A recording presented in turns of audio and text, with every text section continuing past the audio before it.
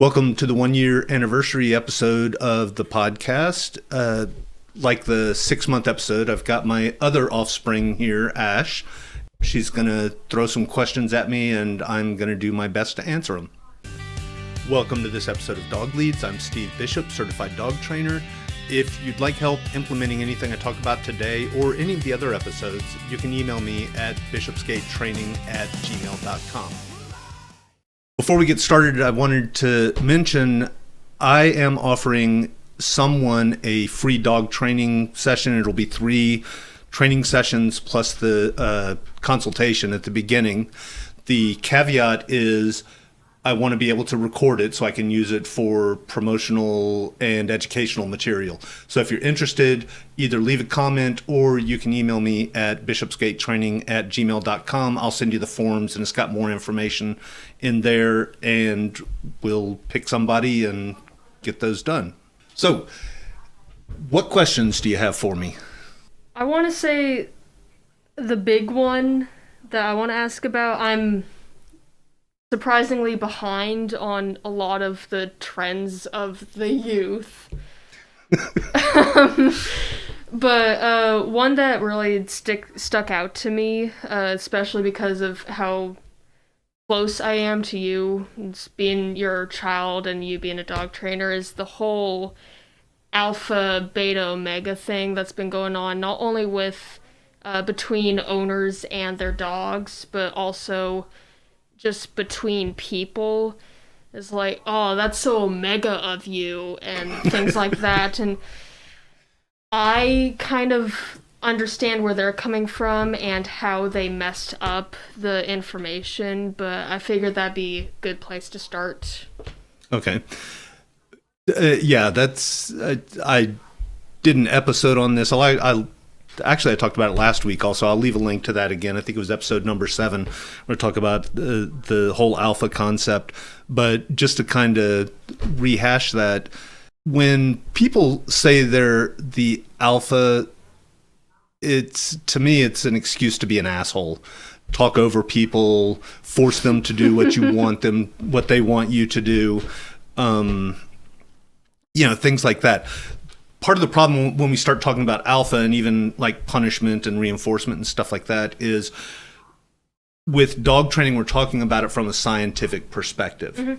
Whereas in common vernacular, something like alpha may mean the person's getting what they want. And in science terms, it's really not a thing. Mm-hmm. So where it comes from, L. David Meach and a group of scientists, they did research on wolves and determined, okay, there's this hierarchy that's set with the alpha, beta, gamma, etc. But almost immediately, Dr. Meach came back and said, okay, this is based on flawed research.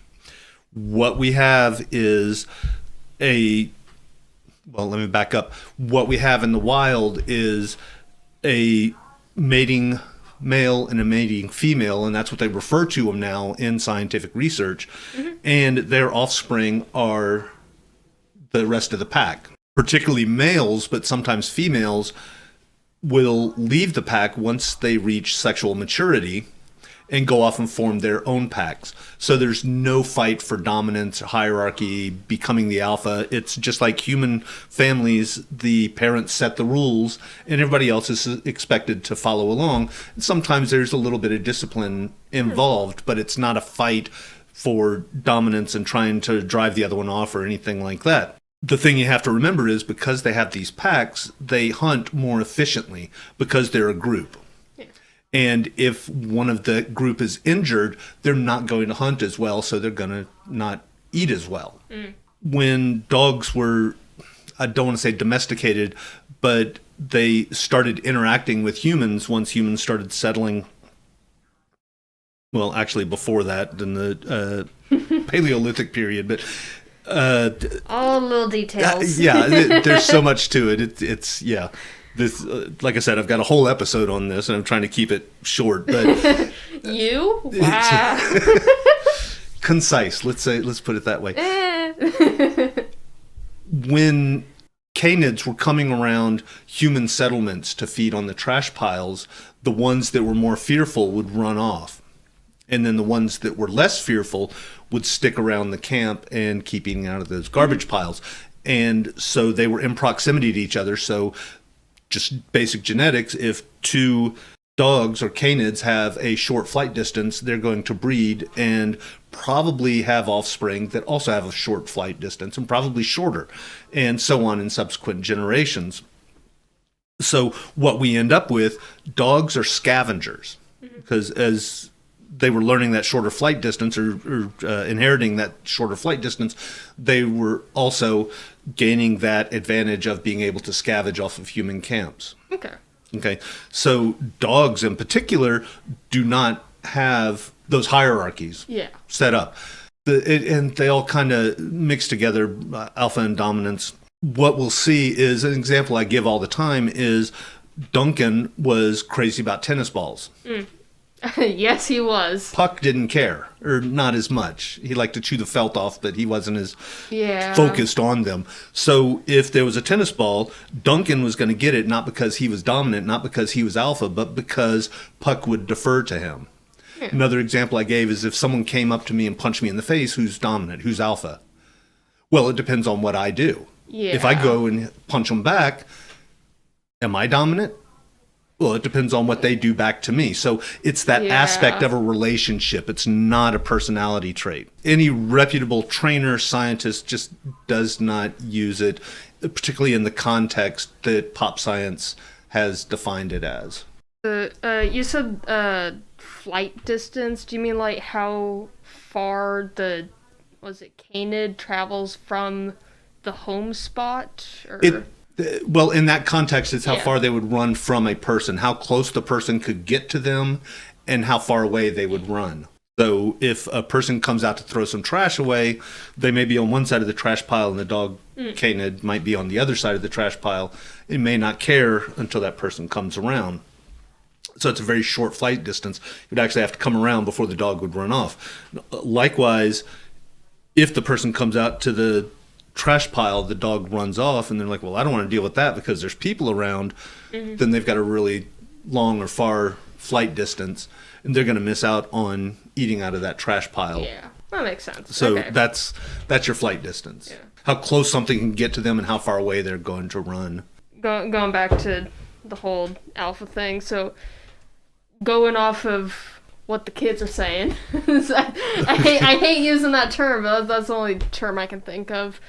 With like, I'm more alpha than you. If we wanted to add the science behind it to what they're trying to project, the alpha person of the friend group would be the one who cares for everyone, make sure that everyone drinks and eats on time and all that stuff. We hear a lot talked about, I think it was Ian Dunbar in particular, at least I first heard, use the term benevolent leader in the context of dogs.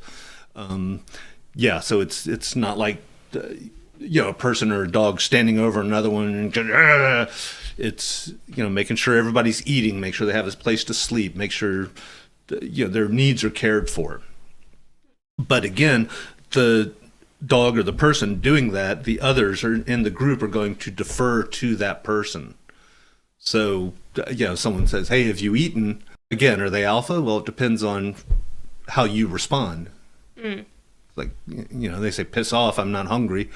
Or you can say, oh yeah, that's a good idea. My blood sugar, I feel like it's getting a little low, and then they've deferred to that person. So they thereby make him or her alpha. Okay. Yeah. So it's all bullshit. It is. And it's like you see a lot of trainers getting back to dominance. You say dominance is not a thing. It is a thing, but again, it's just been so misdefined by pop science that people take it so out of context. It's just wrong. So. Transition it into something else. So I've seen like a lot of different teaching methods. One of them uses that whole alpha ideology. Others use the fear tactic. Mm-hmm. fear, pain, what have you, and then what you do is more of the gonna call honey tactic. Is I'm lack of words. I woke up 2 hours ago. Yeah. You know. Okay. But they do a good thing and they get tasty treat. You know. Mm-hmm. Well, with training methods, again, there's a couple of things. Let's say you're in the city, you get in a taxi. Mm-hmm. And this is kind of a roundabout way to get there, but you have a point somewhere in it. No, there is a point, but it's a good illustration. You get in a taxi and you tell the driver, I don't want to go to the museum. I don't want to go to the airport. I don't want to go to the coffee shop. Okay. Okay. Where are they going to take you? The point being the same thing with training methods, with diversive training methods. You're stopping a behavior, but you're not telling what is expected. And then by using these aversive methods, you're making the dog fearful. And what happens when somebody or some dog is fearful, they start to shut down. They don't know what to do, so they're not going to do anything.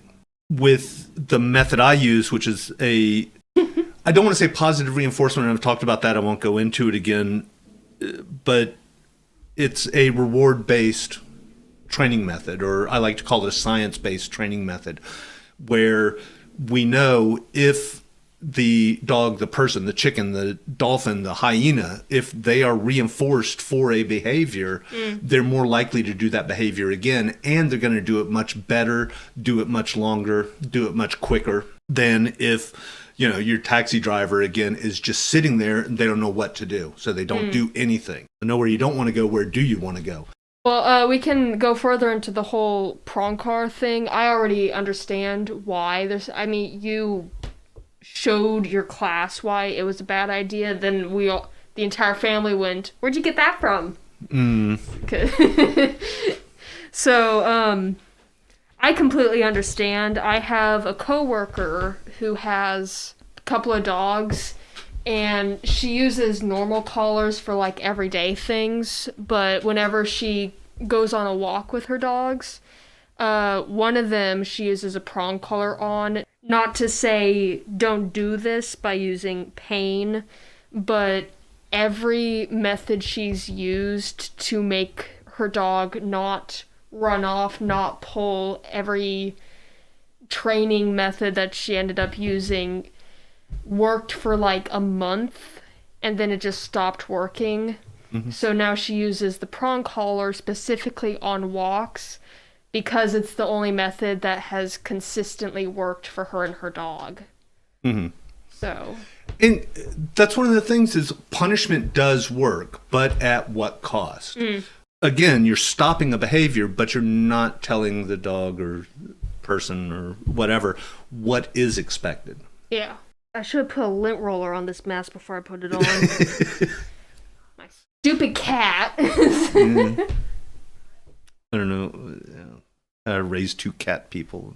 I don't know either. Doesn't make any sense. Well, honestly, I don't have a preference between the two. I love both of them, but for an apartment, a cat's much easier than a dog. I'll give you that. I don't know about the other one, but anyway, the prong collar with my coworker. Yeah. Yeah, in this discussion I've been having with people about the prong collars is, you just have to know how to use it. And it doesn't matter. You're using force to stop a behavior. I can't remember where I gave this example. Maybe it was last week. But if the dog's teeth are hurting and you stop them from chewing on the coffee table, the teeth still hurt. So they need to relieve that somehow. If the dog's peeing in the house, could be because you're not letting them out often enough. You get the dog a litter box.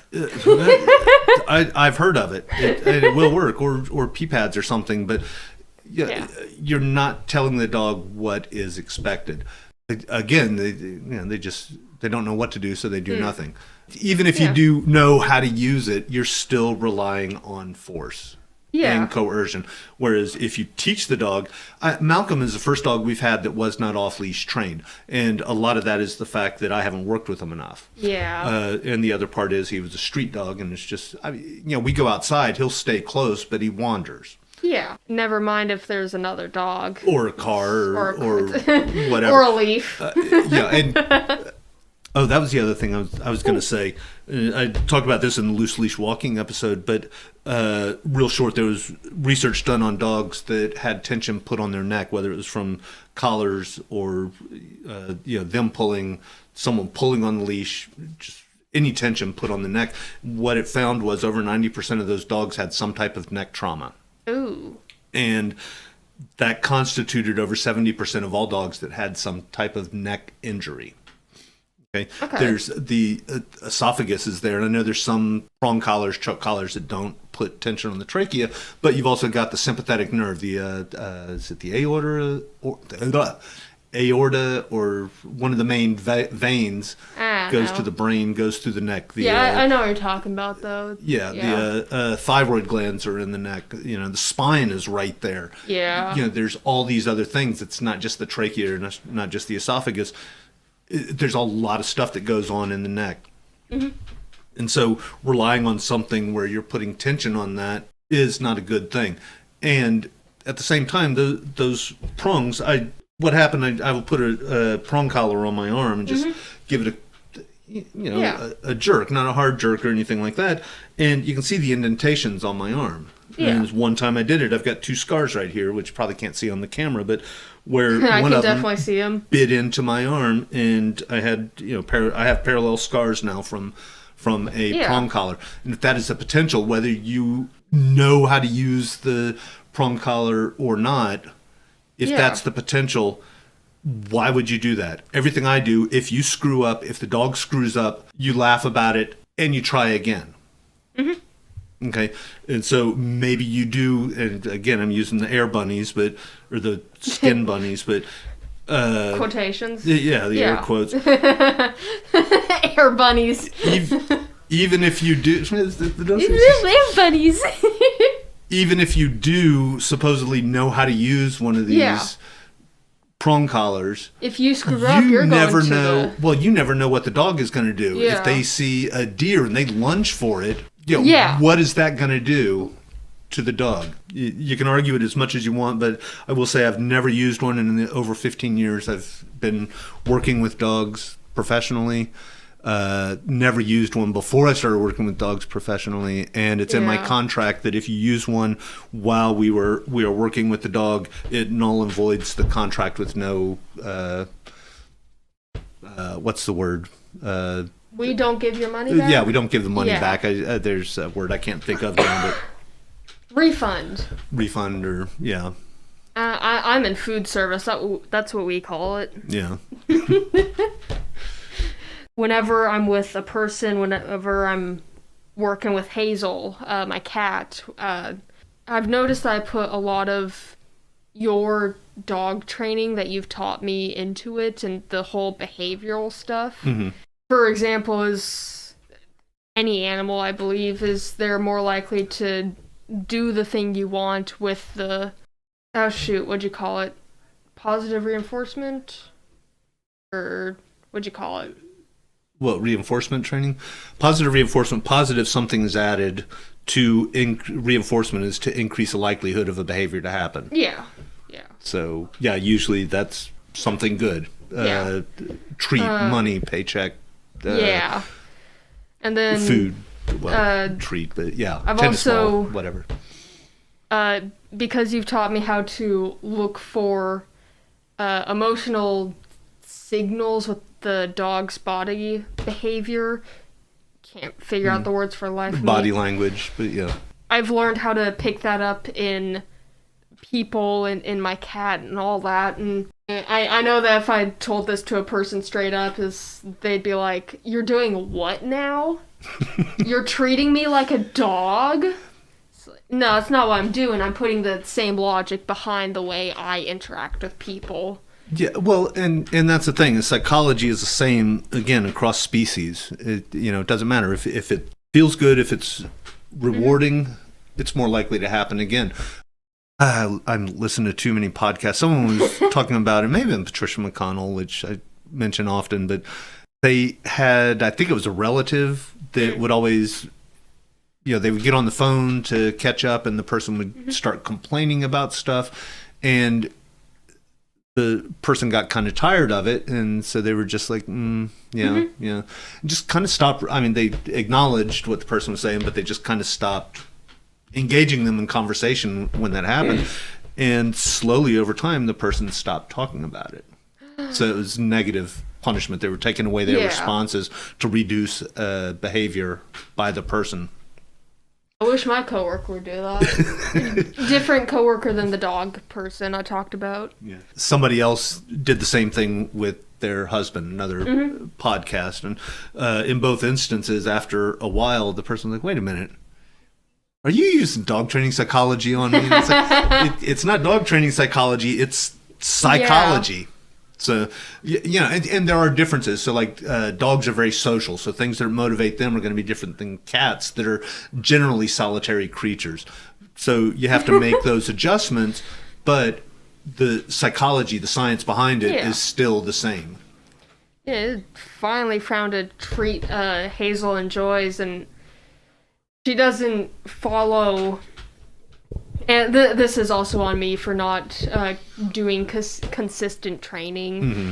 But, Zell start, her big issue is getting up on the TV stand or basically just jumping up to places just to knock things down. And so whenever I get a chance, I take the Churu. Churu is what they call it. It's a little tube treat liquid thing. Oh, yeah. Okay. And she loves liquid food. Mm-hmm. So I'll take the Churu and I'll pretend the microphone is the table. So I'll go up, all right, down, and every time she does the thing I want, I give her a treat. Right. But I think recently I found out I'm not sure if I should say correlation or causation, but I found out that whenever she wants food, she gets extra rambunctious. It's like, I want food now. You're not going to give it to me? I'm going to make it your problem. Right. And then I tell her, no, you eat at 8, not 7. Mm-hmm. I don't know where you want to take that, but it's my turn to have the talking stick. No, that's okay. I'm giving you so many sound bites. Yeah. Yeah, no, that's funny. They're smarter than we give them credit for. Puck, this was before you were born. Puck would, when he was, and we've open fed the dogs, but when, trying to remember now, I think it was when the water dish was empty. Is he and Duncan drank out of the same water dish, but he would paw at the food bowl. Yeah, that was it. So he would paw at the food bowl for some reason. I don't know why he did one over the other, but then this one night we're laying there and we heard the bowl, scraping on the little stand that we have it on, and looked over and he was pawing at the water bowl, expecting more food. And it was like I said, we open fed him, but we only fed him so much a day. Yeah, so that's what we do with Hazel, whether people say do that or not. So it was like, no, that's no. So he tried that maybe twice, and then he was like, yeah, that one's not paying off. So yeah. But going back to the cats, I've said before, it's kind of like being a plumber. You know a little bit about cabinetry, but you're not a cabinet maker. Yeah. Working with dogs, I know a little bit about cats, but I'm not as proficient, let's say. But one of the things I do know is cats like vertical space. Yeah. And so that's a lot of the problem. We gave her a cat tree.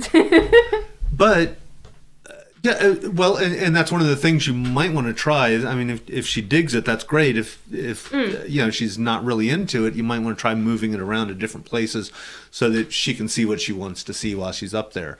Yeah, well, like I said, typically it's a good 80-90% of the time it's because she wants more food. Yeah. I figured it was either variety of different places to lay.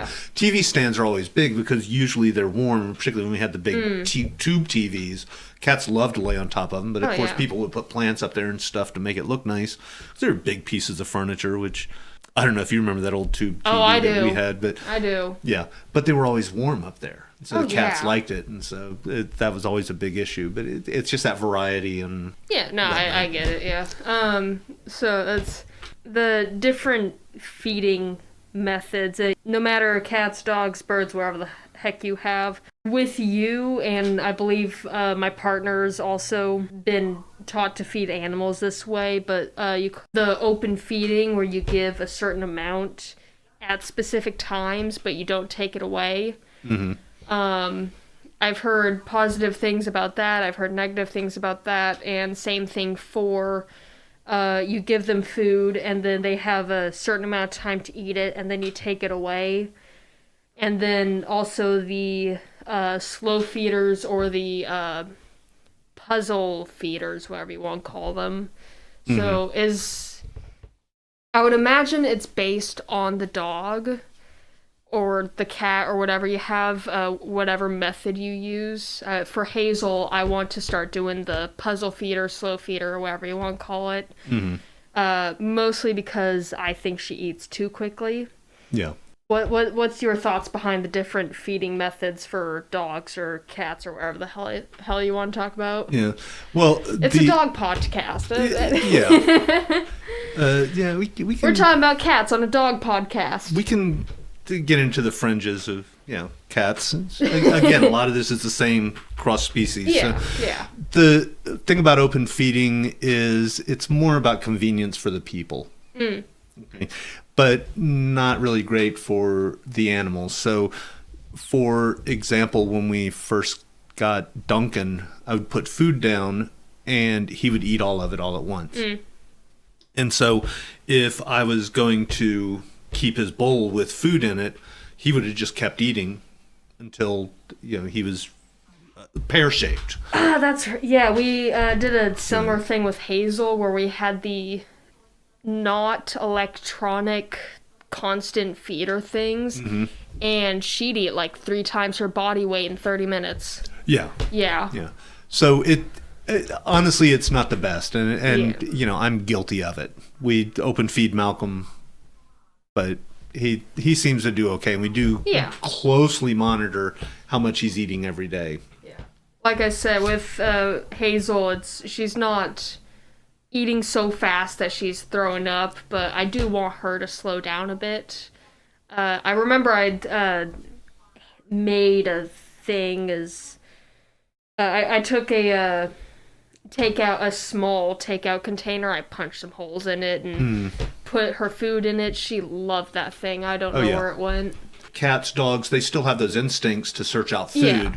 And so it's a lot more fun. It's a lot more mentally stimulating if you do use some type of a puzzle toy, a snuffle mat.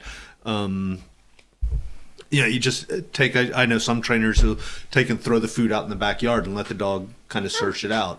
And it just gives them those opportunities to use those skills and the genetics to find their food. And it's also it's entertaining. Yeah. But it does also, it slows them down. So this is about to say it's entertaining for me too, just watching her for like 10 minutes straight trying to figure out how to open the lid. Yeah. But if we can slow them down, kind of like people, some dogs don't know when they're full. And so they will keep eating as long as the food is out. And I don't know about cats, if some of them are the same way. But Hazel, definitely. Even so, if, like a person, if you eat really fast, you're not going to realize you're full until you're half a meal past that. And so then you feel stuffed when you're done.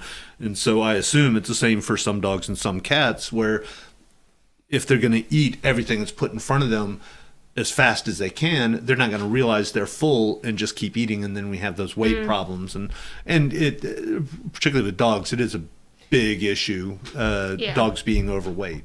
So. Yeah, that's the other reason I'm trying to slow feed her is she's not like obese or anything, but she's definitely a little bit chunky. Yeah. Well, how much does Hazel weigh? Oh shoot, I forgot. We weighed her recently. Just for ease, we'll say 10 pounds. Yeah, I was about to say I think it was 11 pounds. 11. Okay, yeah. So if she puts on a pound, that's a tenth of her weight. You think about if you're 200 pounds, that's 20 pounds. That's you need to start loosening your belt a little bit.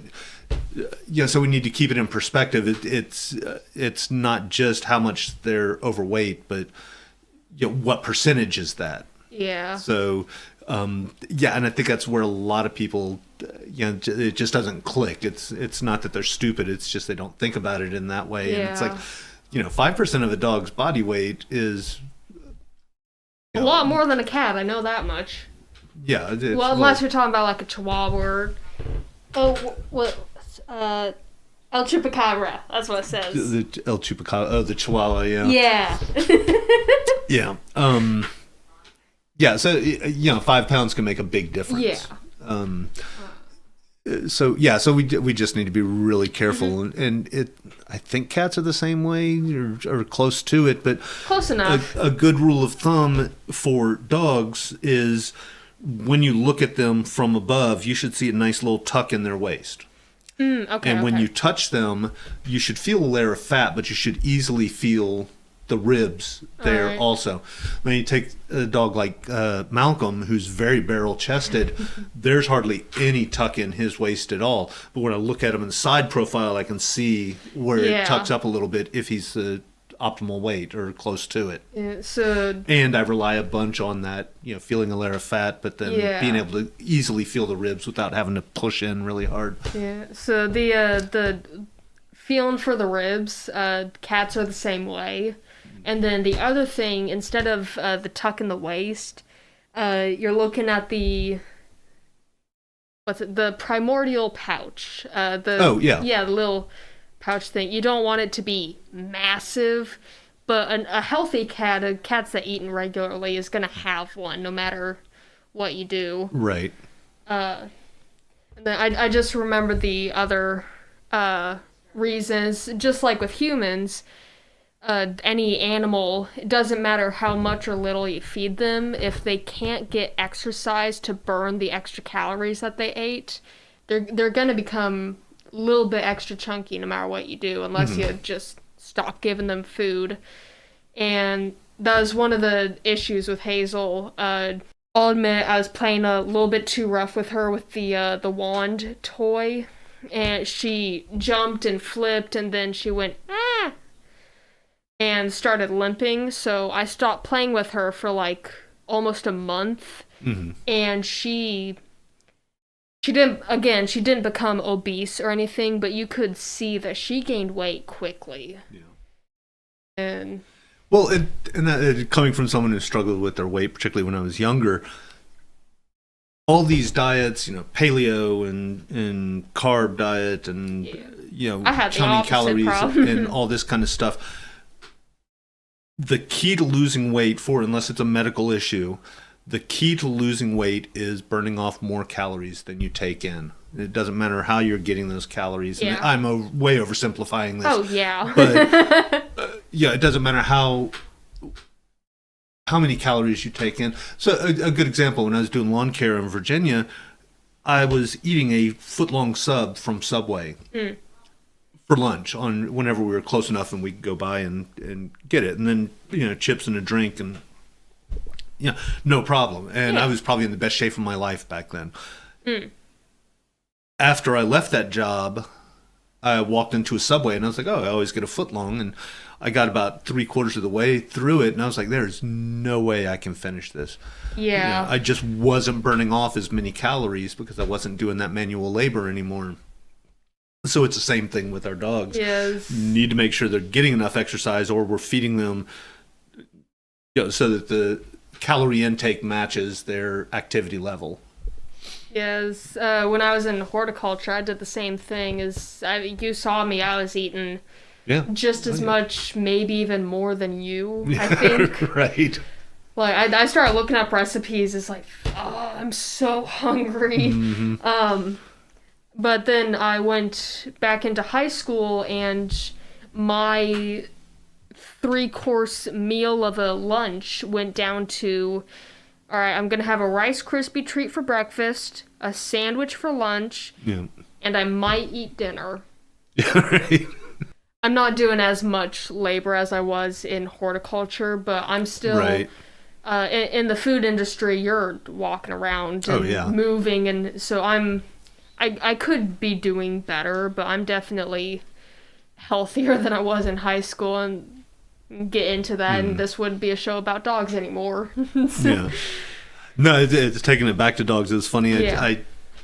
I'm not sure why, but Duncan started putting on weight, and I don't know if it was winter and we just weren't exercising him enough or whatever the reason was. He was getting a little, putting on a few pounds, and took him into the vet, and I think I was seeing Dr. Schaff at the time, but anyway, took him into the vet, and he said, yeah, he's a few pounds overweight, you need to just cut back a little bit. And I was like, oh, how much does he need to lose? And, it was about 5 pounds, but again, remember 5 pounds is like 20% of his, what he should be. Yeah. Something like that. Gosh, And that'd be like 20 pounds for me. Yeah.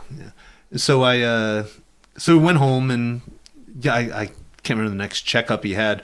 I took him in, and they now I remember this story. They weighed him and everything, and we put us in the exam room, and we're sitting there, and all of a sudden the vet tech comes back in and says, "Can we weigh Duncan again?" And I was like, "Yeah," and get him up on the scale, and I'm like, "Was there a problem?" And she's like, "No, he just lost about 5 pounds." And I was like, "Yeah, Dr. Schaff said he needed to lose 5 pounds." She says, "Yeah, we're just not used to people listening to us." It's like, yep. Yeah, no, I'm that guy. Oh yeah. Yeah. Well, this is a miracle. I haven't come up with another question yet. I was about to say, what else you got for me? I'd been having a question lined up, and then, gosh, I'm trying to not turn this into one of our usual conversations. We'd start off with dinosaurs and end with the transatlantic slave trade. Right. That is still my favorite example of our conversations. Is how did we do that? What time is it? Well, time actually started being measured in Mesopotamia. No, I don't know. Is there anything like you haven't talked about that? I don't know. I'm coming up blank right now. I'm laughing because that's one of when I interview people. That's one of the questions I always have at the end of it. Is there anything I haven't asked that you how the did want to turns talk have tabled. Right? No, I got nothing right now, and even if I did, I'd save it for an episode because I, need to keep fresh ideas, and kind of talked about that. So in other this is episodes, the struggle of being the child of a dog trainer. You already know half of this stuff. Right. But the reason she knows it, I listen. You pay attention. Was it? Yeah, it was you. You fell on your head when you were little. Uh-huh. And so did my brother. Like, bad. And so, I checked your pupils were dilating. I checked your reflexes on your feet, and did all this stuff, and then called Grandma, who's a nurse for years and years. And I explained to her everything I had done, and she says, how did you know to do all that stuff? And I said, Mom, you were a nurse for most of my life. Yep. I paid attention. Yeah. But growing up, kids will ask for milk, and need to go to the bathroom and stuff when it's bedtime. Yeah, when I put her to bed, she would ask questions that was not a simple yes or no answer. Is how are dogs domesticated? Genealogy questions, stuff that took a while so that she would stay up longer. So, I'm so now she knows all of this stuff. And even if this wasn't a podcast, we'd still be talking like we are right now. Yeah. So this is a normal conversation for us. Except we're trying to stay on track with dogs instead of just random stuff. How did people know how to make pottery is the ending thing we talk about. Is well, actually, when they that should be your sound bite. Well, actually, so I know you already mentioned that the child, her younger sibling, already talked about asked about domestication and all that stuff.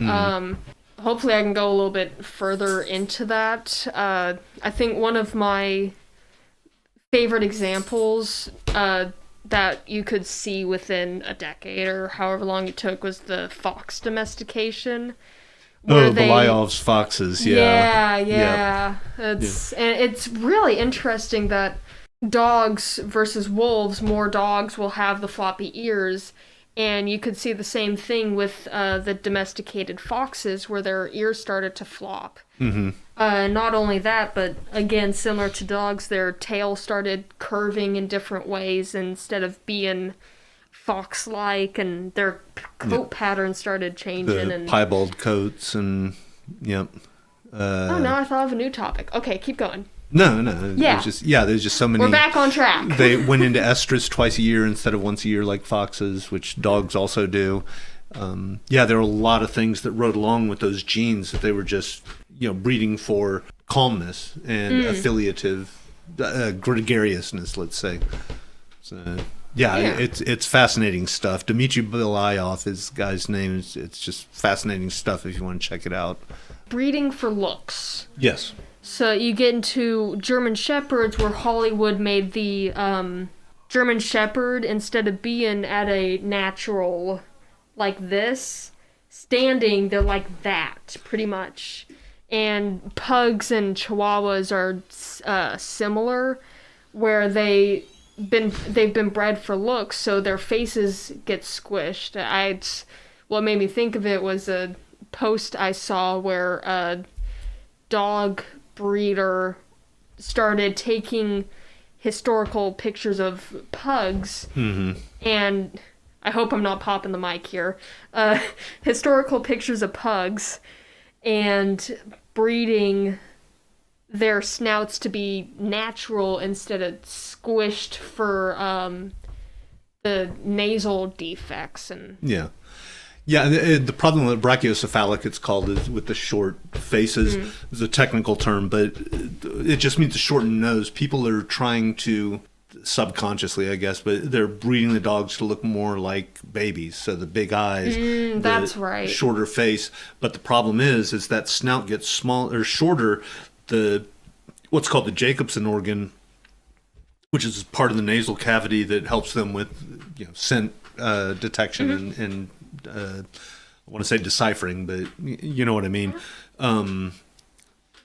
All that stuff is still the same size as if they had a regular size snout. So it gets crushed in that nasal cavity, and then that's why they snore so much. That's why they have breathing problems. All of these things. And then with the German Shepherd, talked about this a little while ago too. I was talking about breeds and breeders, but the original German Shepherds, the original German Shepherds, they did have slight slope in their back, and the idea was to help them when they jumped to get a little more spring. But it's like, should have a slope in the back, is how the AKC wrote the description, and so they just started making this slope so dramatic that, again, there was one of the dog shows, German Shepherd won Best in Show, and when they showed this dog walking, the legs wobbled so much because his back was so sloped, and he was deformed. But the judge had this concept of what he was looking for, said, that's the dog I want. So now the breeders are going to go out and try and get that same look, and you're going to have all these dogs that are just worse and worse and worse. And that's part of the reason German Shepherds are so prone to hip dysplasias, because they're so deformed on their back end.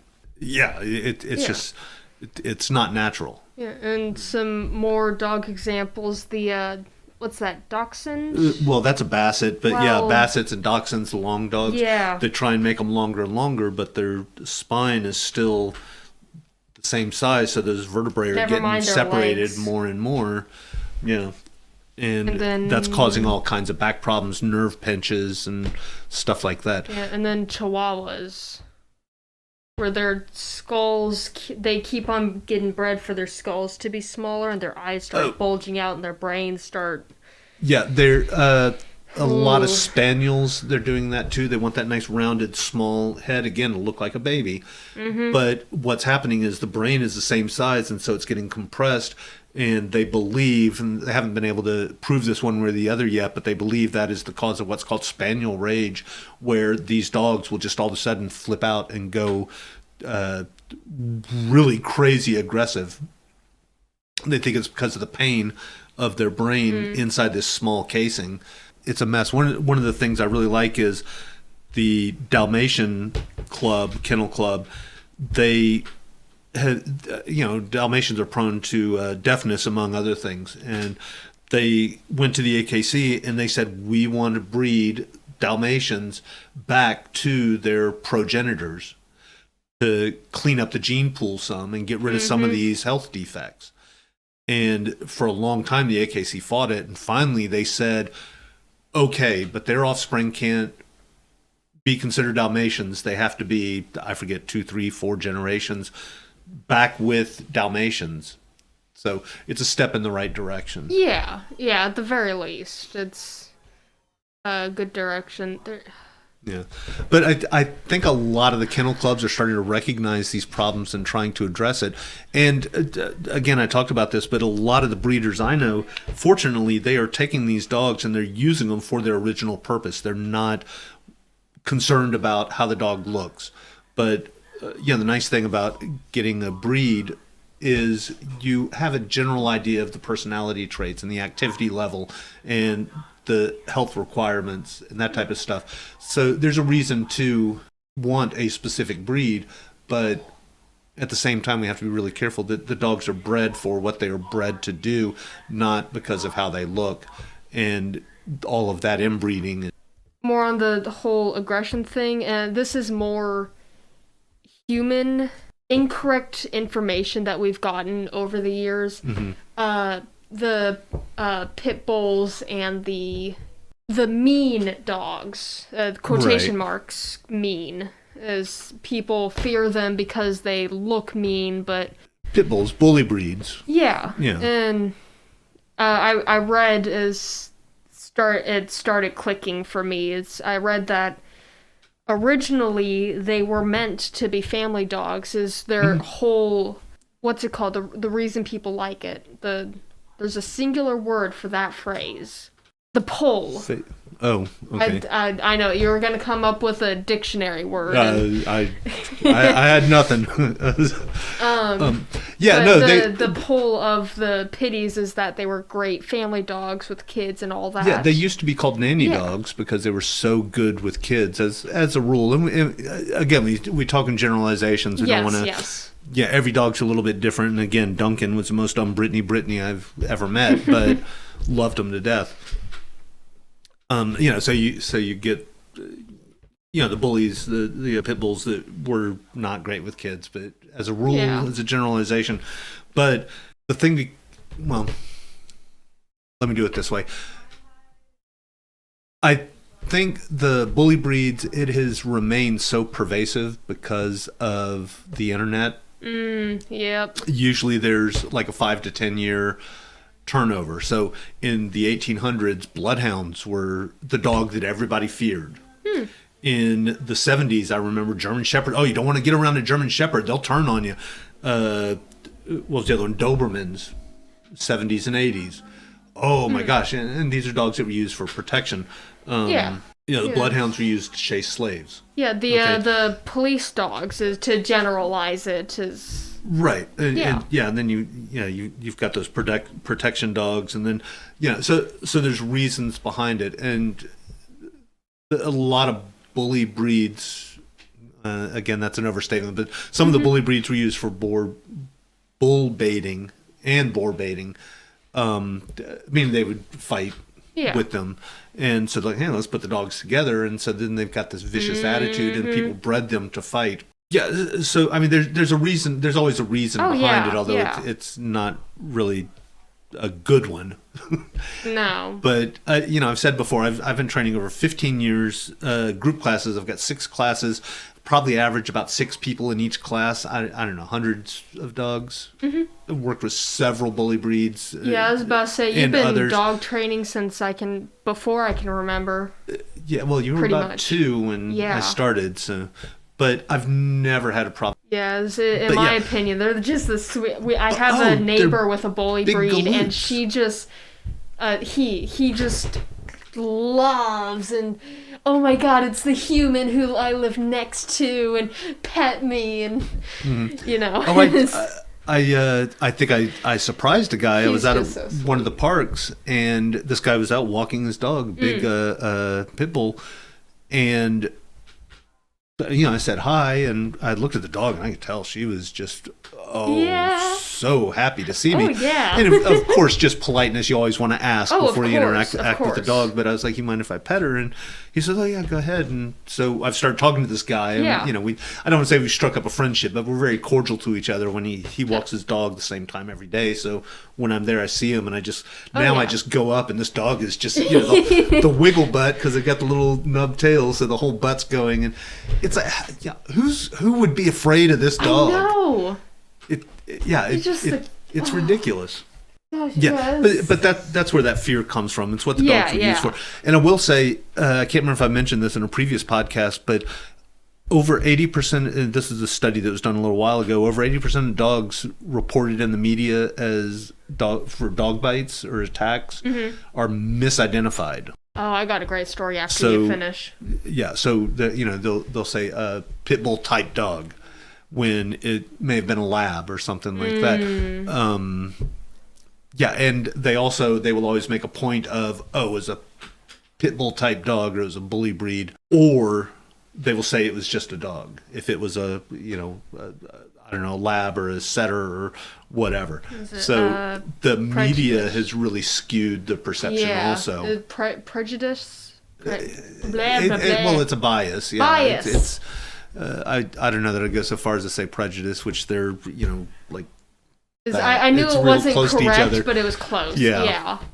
So, things to keep in mind. But one of my big pushes is just people need to understand body language. And if they do, they're going to save themselves so much. So many problems. And you don't even have to know the full...